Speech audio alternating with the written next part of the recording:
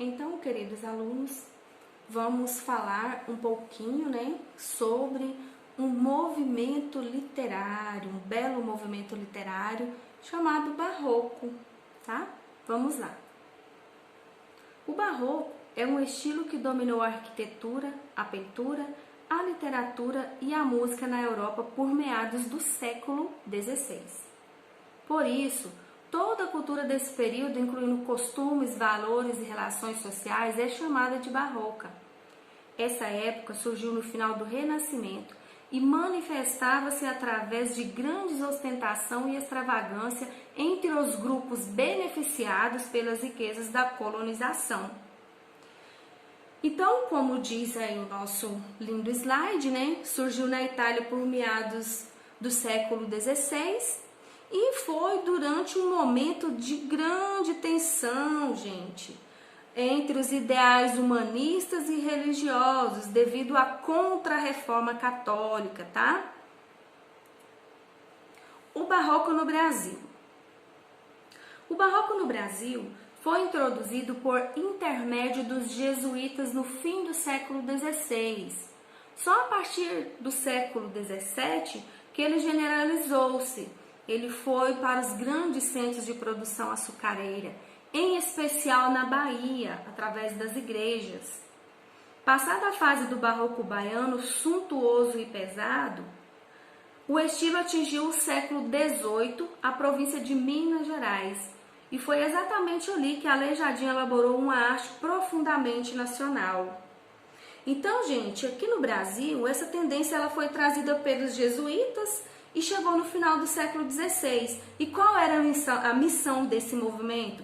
Era representar a exuberância do divino e celestial, O barroco ele foi um importante artifício da Igreja Católica, A Igreja Católica utilizou como um artifício para tentar conter a reforma protestante que aconteceu durante esse período, Que Martinho Lutero foi lá e não concordou com algumas normas e regras, E então ele criou o protestantismo.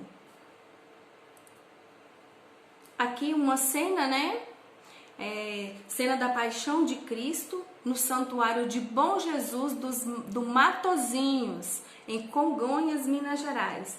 Essa obra foi produzida por Aleijadinho. E olha aí o período que ela foi produzida, em 1796 e 1799, Inclusive, pessoal, essa igreja, ela tem umas outras estátuas construídas na frente dela.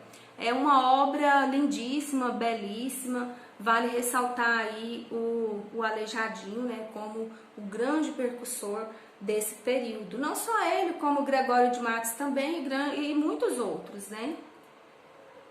Características do barroco: linguagem dramática, racionalismo, exagero e rebuscamento. Uso de figuras de linguagem, Eles tinham que usar a figura de linguagem para estruturar os conflitos que existiam na época, A união do religioso e do profano, que são as antíteses, arte dualista, jogo de contrastes, valorização dos detalhes, cultismo, que é o jogo de palavras, conceptismo, que é o jogo de ideias, Quando o barroco chegou em solo brasileiro, ele servia inicialmente para catequizar os indígenas. Só que depois, mais tarde, alcançou as cidades e passou a funcionar como um lembrete para aquelas pessoas, Que lembrete? O lembrete era uma espécie de vigília permanente para que as pessoas pudessem voltar às suas vidas desregradas para os mandamentos divinos, Então a Igreja Católica buscava muito isso. O barroco, ele possui dualidade conflituosa, trabalha com lados opostos, Como tem aí nas características. Por isso utiliza figuras de linguagem para estruturar os seus conflitos, como as antíteses, os paradoxos, hipérbole, o hiperbato, A linguagem do barroco, gente, ela é bastante rebuscada e ornamentada, muito carregada. Através da escolha de palavras, né, tem muita erudição, e tais características evidenciam esteticismo e retórica, que é quando o modo de transmitir a ideia importa mais que a ideia em si. Os efeitos do barroco, eles se espalharam globalmente.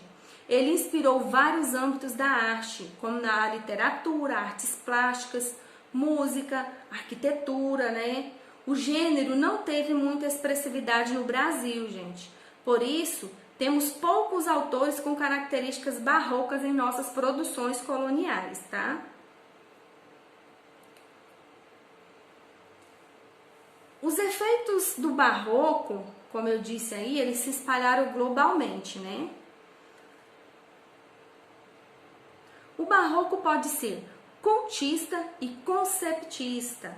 O que é cultismo? Diz respeito a textos com vocabulários muito rebuscados, repleto de inversão sintática e metáforas, muito complexas, como, por exemplo, nas poesias de Gregório de Matos. Ele escreveu vários tipos de poesias, dentre elas religiosas, e pretendia representar os conflitos espirituais do homem, como o pecado e a santidade, o corpo e a alma, vida e morte, né? Olha aí, já temos os exemplos de antítese, né? Que são os termos opostos. Gregório de Matos escreveu de tudo um pouco, gente. Passou por poesia lírica e até poesia erótica, hein? Danadinho ele. Suas principais contribuições se deram no âmbito satírico, né? As que mais teve repercussão.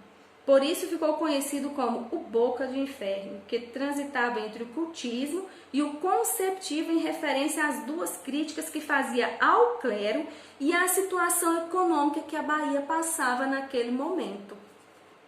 Já o conceptismo possui argumentação elaborada e o uso frequente de paradoxos, como os utilizados, por exemplo, aí por Padre Antônio Vieira, né, para elaborar os seus sermões. É algo que exigia dele sempre uma boa argumentação, né, já que os textos que ele escrevia eram sermões, né? E ele precisava de um tom muito persuasivo para convencer as pessoas naquela época, né? O que ele falava era o correto. O traço marcante de seus textos são a lógica e a retórica.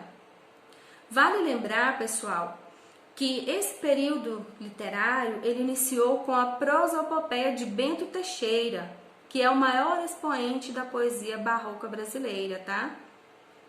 Um dos maiores expoentes também foi Gregório de Matos, que eu citei anteriormente, né, o conhecido como Boca de Inferno, e vale ressaltar também que Aleijadinho se destacou na escultura e na arquitetura.